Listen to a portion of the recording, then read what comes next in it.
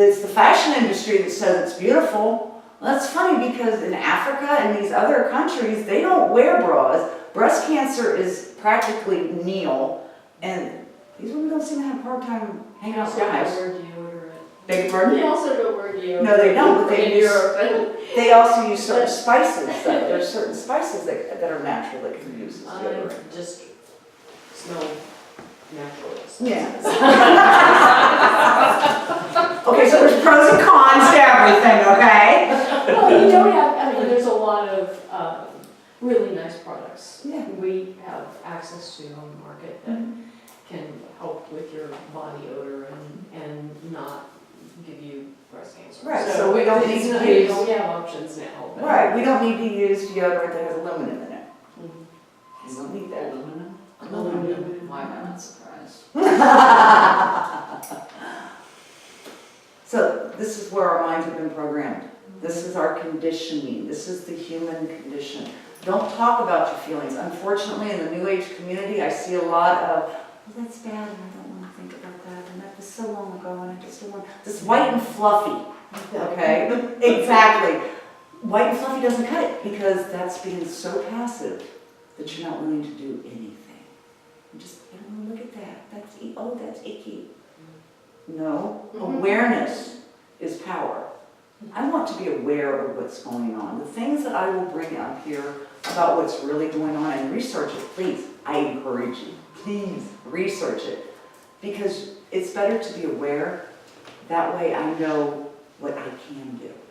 If I don't know what is happening and I turn a blind eye to it because it's deeper than I thought it was, or it's more mind control than I care to admit, or I have to see that slavery still exists right here in the United States and it's going on every day in someone's living room with the TV and the media and the political bullshit and the big farm and all of this, that's all slavery. The way we teach each other, the way our minds are, that's mind cage slavery right there.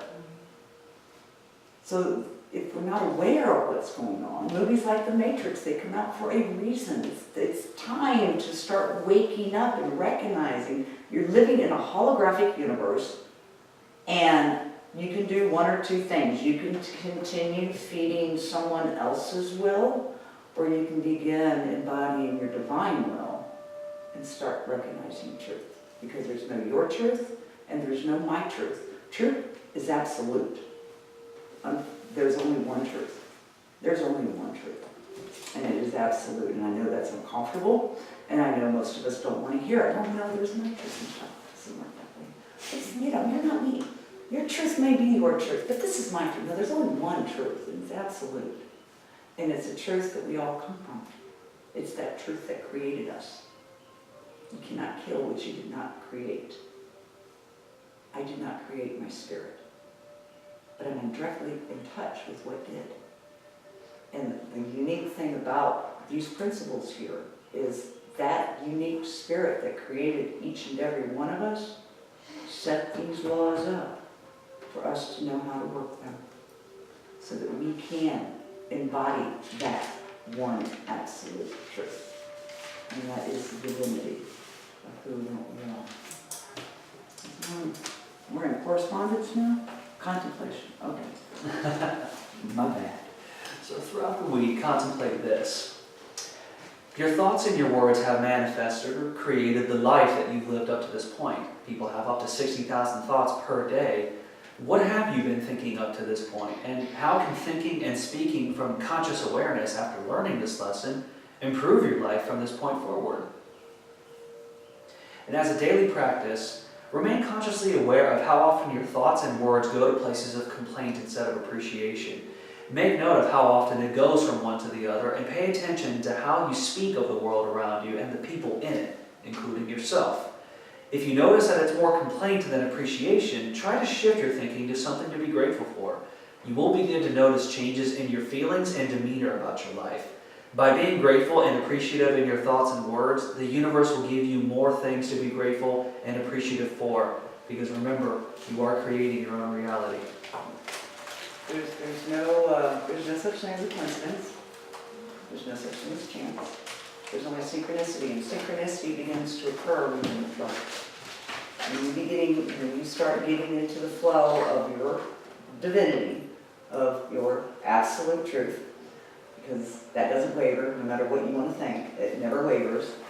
Synchronicity begins to show up, and it's the coolest thing in the world. And it happens for everybody. Everybody I've noticed who begins this work really starts to contemplate, really starts to, when they feel that, oh, I really don't like what that woman just had to say, and can step back from that and go, why? What is it about that that really got you going? What is it that Michelle said that triggered something in you? And take that deeper and deeper inside yourself. You may start understanding the programming and reconciling and discovering that deeper hidden understanding that you actually have. Like I said at the beginning of this, I'm going to challenge your ego. Your ego is not going to like me at all. But the thing about the ego is it can be one or two things. It can be easing God out, or it can be expressing God openly. When we take the ego and we flip it on its backside and teach it to become the servant that it was here to become, and that was to serve the body unit, to protect the body unit by throwing those little prickles of hair up when you're walking down an alley and something doesn't feel right, you go, ooh, man, my awareness is up when you pay attention. That's what the ego is for. It's here for do nothing but serve protection of the body unit. It is the iron. It is that iron that we need to protect that hidden gold, that treasure that we are. We have to learn how to do it. And we don't recognize. I was working with somebody the other day when we were doing this.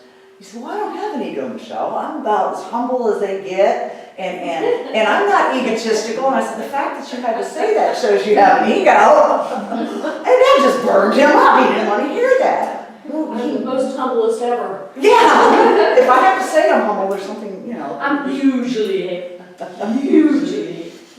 Yeah. humble. Right. So is there any questions? Is there any, what time is it, sweetie? It is currently 8:26. 8:26, we still got a half hour, let's go. Come on. You want to take a short break real quick? Anybody might use the Yeah, we bathroom? can take a short break real quick, and go to the bathroom, because I know I gotta pee. And then we'll get on to, if I can open it, there we go. We can read the first part of the correspondence lesson. And